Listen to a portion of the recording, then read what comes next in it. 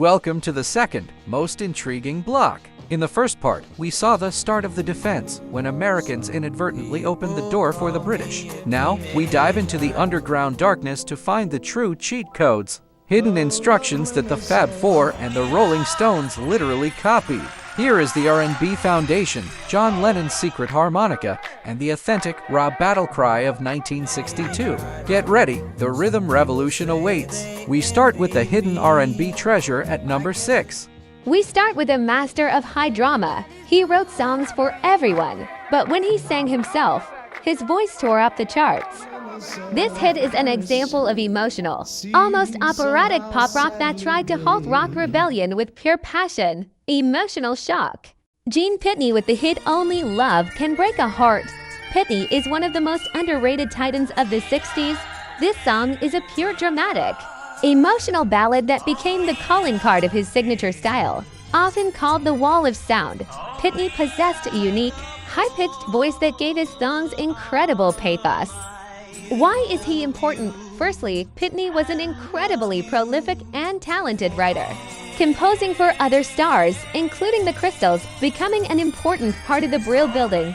Secondly, his dramatic style influenced future generations of artists who wanted to add theatricality to pop and rock.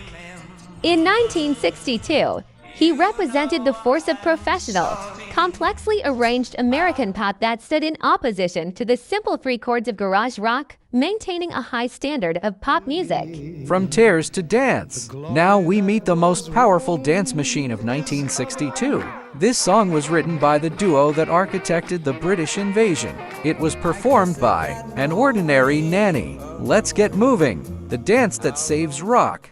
Little Eva and her anthem, The Loco-Motion. This is the quintessential dance craze of 1962. The song was written by the legendary Gary Goffin and Carole King Brill Building alumni who essentially created 60s rock and roll for others. Eva was their nanny, and they used her to record a demo. The demo became a hit. The Loco-Motion is not just a dance, it's one of the most commercially successful examples of a manufactured hit in history. This shows how strongly the R&B rhythms and pop structures developed by King were in demand. This song, along with Twist and Shout, became a foundation upon which the British built their early covers. The song achieved success on the charts 3 times over decades, making it one of the most enduring dance tracks in history. Idols don't die, they just change hairstyles. The next case is the last romantic of the 50s era who tried to remain relevant in the age of twist and R&B. But his fate was sealed. Meet the last of the teen idols. Farewell to the teen idol. Ricky Nelson and his teenage idol, a farewell bow to the late 50s teen idol era. Nelson, who rose to fame through a TV show, was one of the most commercially successful rock and rollers. But by 1962, his soft and clean style began to lose to raw R&B and the twist. This song is autobiographical and full of melancholy. In it, he sings about the burden of being a youth idol when you are tired of the role. In the context of rock, this is an important indicator of a changing era. The clean, innocent rock and roll personified by Nelson was dying under the onslaught of more aggressive, authentic music. The track signals the end of an era where producers could simply impose a cute guy with a guitar on the public, even if he was talented like Ricky Nelson, and showed that the industry demanded something wilder.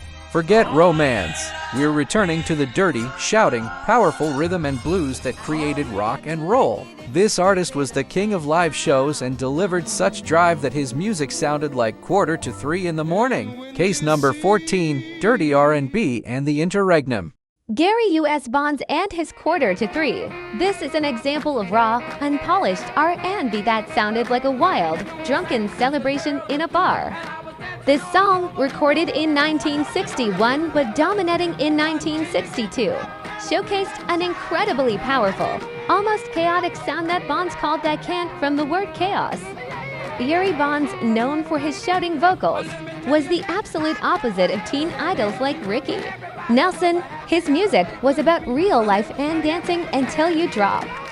This sound, lacking polish and studio cleanliness, became a direct inspiration for garage bands and, of course, for Bruce Springsteen, who would later make him his mentor.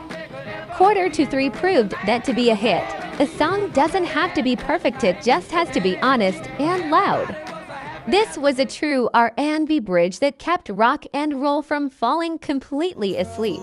We conclude our top 5 with the greatest American ballad. This is the quintessence of elegance, power, and style. It is the final word of American classical standards before rock definitively conquers the world. Hats off! The main American ballad. Our review concludes with the great Tony Bennett and the immortal classic I Left My Heart in San Francisco. Although this track is not rock and roll, it became the most significant cultural recording of the year. Its importance in music history is enormous.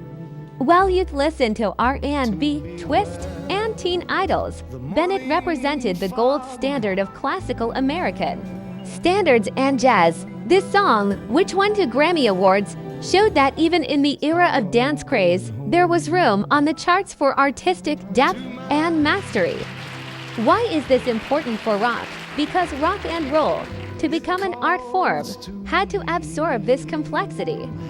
Bennett and his classics served as an invisible standard of quality that future rock composers aspired to prove that their music could also be timeless. That's the entire top 5 of 1962. From Acker Bilk's clarinet to Tony Bennett's heart, we saw that rock didn't die but went into hibernation to recharge. Ahead, a complete summary. Who won this war? And what really happened in 1962? Key findings of the rock detective.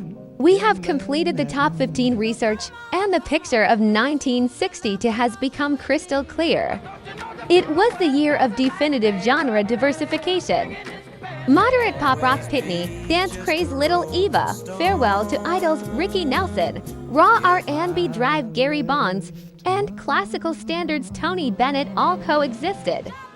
But most importantly, rock and roll did not disappear. It mutated.